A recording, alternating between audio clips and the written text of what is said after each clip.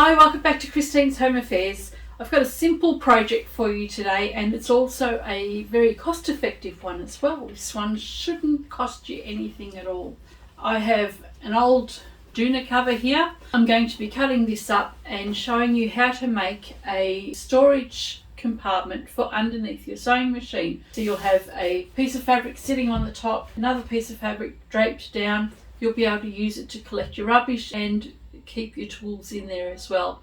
This is a really good recycling or upcycling project if you've got some rubbish fabric lying around. Instead of wadding, you can get an old towel or an old blanket. You can put that on the inside for some padding, and it's going to be a really fantastic project for beginners. It's only 2 pieces of fabric, some wadding on the inside. There's not much involved in this particular project at all. Okay, there's very little we need by way of material for this particular project. We've got 2 pieces of fabric and 2 pieces of batting. As I've mentioned, this is an old quilt cover. What I've got are 2 pieces of fabric. This one here is 16 inches by 25 inches. It's been folded in half, and I've got a piece of batting inside it, which is 16 inches by 12.5 inches. So it's exactly half the length of this piece of fabric. What I've done here is folded the fabric in half, right sides together, and then fused the half size batting to half of the fabric. We'll do the same for the other piece of fabric, which is 16 inches by 25 inches. So 2 pieces of fabric, one 16 inches by 25, the other one 16 by 32, and then 2 pieces of batting. We've got 16 inches by 12.5 inches and 16 inches by 16 inches. The only other thing we need is some snaps. So I'm using just some plastic snaps here to put my 2 pieces together. Or if you don't have those, I've got a couple of packets of vintage snaps. You can use any kind of snaps, press studs, anything you like. You can even make buttonholes if you want to. And so let's get started. So as I mentioned, we've got a big piece of fabric that is 16 by 32 inches all the way across. Bring the fabrics right side together and fuse a piece of batting to one side, and we'll do the same thing for the other piece of fabric. Once you've fused the batting on, keep your fabric folded in half, and we're going to clip or pin it all the way around, and we're just going to leave a small opening at the top here. We've got the fold of the fabric at this end, and we've got the raw edges around here. So we'll leave this section open, probably about 3 or 4 inches, just for turning through. I've clipped the edges of both pieces of fabric with the batting. We're ready to take this to the machine. What we're going to do is start stitching at the top at the open edge, 1/4 inch seam, back stitch, come to the sides and back stitch at the end, and then we'll come around and do the other side, and we'll do exactly the same for the other one. This is a super quick project. I like to back stitch when I get to the corners, so I'll back stitch and then I'll keep my needle down, turn my work around and back stitch again as I come around. And that just gives me a little bit more support at the corners, especially when I'm trimming the corners. And we'll do the same for the opposite side. So I've left an opening just there.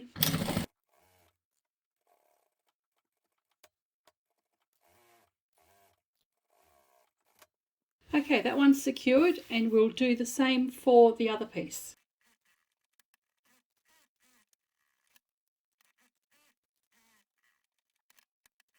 What we need to do here is just clip the corners. So we only want to clip close to the stitching line. We're going to do that on both top corners, and we're going to do it on the side as well. So this is where the fold is, but we don't want to clip on the side where the fold is. We only want to clip to the right side of the stitching line, just there. Same at the other end.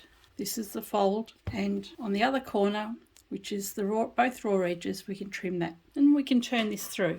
Once you've turned your bag through and poked your corners out, you've got your opening here, and we need to close that up. Give this a really good press. Press it so that your seams are right in the center there, and then we can take this to the machine and top stitch 1/8 inch all the way around, which will close up our opening. And we'll do exactly the same for the other piece. So I'm going to clip the corners, turn it through, press it, and then we'll top stitch both of them. I've really got to share my view with you. This is looking out of my sewing room today. I've put the sprinklers on outside because some of the plants were looking a little bit dry, but Look, I love this. I actually took the curtains off the windows so that I could enjoy the view more often. It's really nice when the birds come out too. I've given this a really good press. I'm going to stitch the opening closed.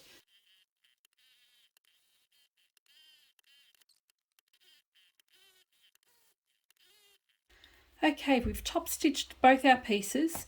We'll set the smaller one aside for now, and we're going to work on the bigger piece. We've got 16 inches this way and 15 inches across that way. Bring this up. We're going to have a gap of 2 inches from the top edge down, so we just want to fold the bottom up until it's 2 inches from the top. Take your seam gauge, set it at 2 inches, line it up on the edge of your fabric, and you can pin or clip it in place. So we just have a nice straight edge along the bottom there. We can turn it around and do the same at this end. We want 2 inches from here down. Bring the top edge of this up until it meets your ruler, and we can clip that in place as well. And then the rest of it should pretty much line up. And then you can pin the center. We can take this to the machine now and stitch just down the side here to close that up, and down on this side as well. But I'm going to mark the lines in for the little pockets that we're going to have. We're going to have a big section here for the rubbish, and then we're going to have a smaller section over here to put scissors or your ruler if you want to, or even a rotary cutter. So we'll just mark a couple of lines there, and then we can stitch that down too. We want a bigger opening here, and we will also want it on the left side, because this is where the opening of our machine sits. So when we're going to get rid of any offcuts that we've got, we'll just throw them straight in here. So you want your biggest section to be on the left rather than the right. That way you can just trap your rubbish straight away. From the right edge, we're going to make a mark at 4 inches. So I've just got my seam gauge set at 4 inches, put it to the side of my fabric and make a mark.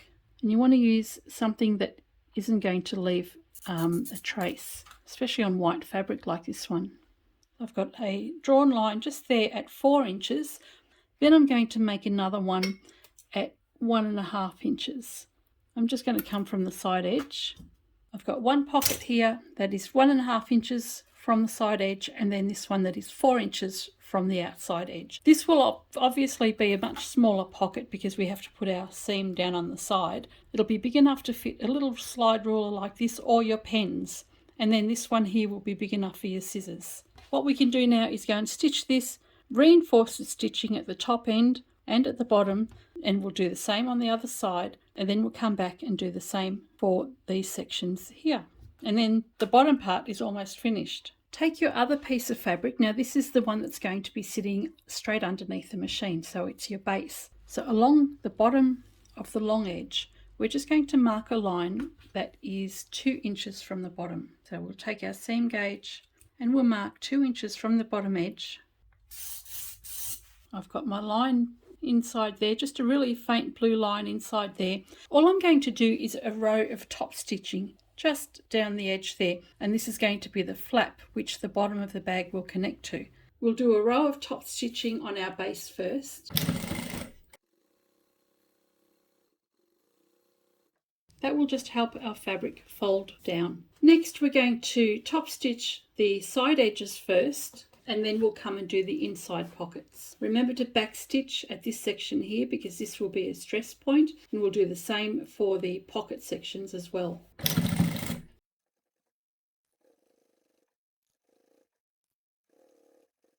Back stitch at the end, and then we'll go and do the other side edge first. And now we can stitch down the blue line that I've drawn just along here.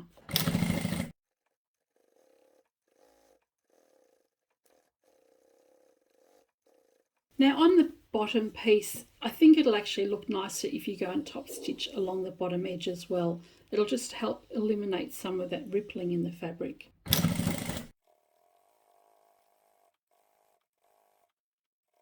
Okay, we've got our base finished, and we've done a row of stitching just along the bottom edge, which is 2 inches from the bottom. So there's just a row of stitching there. So this will hang over like that, the underneath is going to sit straight under here like that. When we're putting this together, we don't want to have this over the top of our base. The reason for that is because when we're throwing our rubbish in, we want to be able to do that in here rather than having it go through the gaps. So if you have this overlapping coming from the top and this sitting underneath, you're going to have your rubbish going into your bag, into your bin section quite easily, and you'll be able to get your things in and out easily. So let's go and attach our snaps. It doesn't matter whether you use these plastic snaps or the snap fasteners here. You just have to hand stitch them on. I'm going for these because they're easier and quicker, and because I have them. We need to mark the position of our snaps. Take your fabric, this is the top piece and the row of stitching along here, fold it in half and mark the center of your fabric. This is the center of my fabric here. From there we're going to come up 1 inch from the edge. Don't forget we've got our 2 inches here, and just make a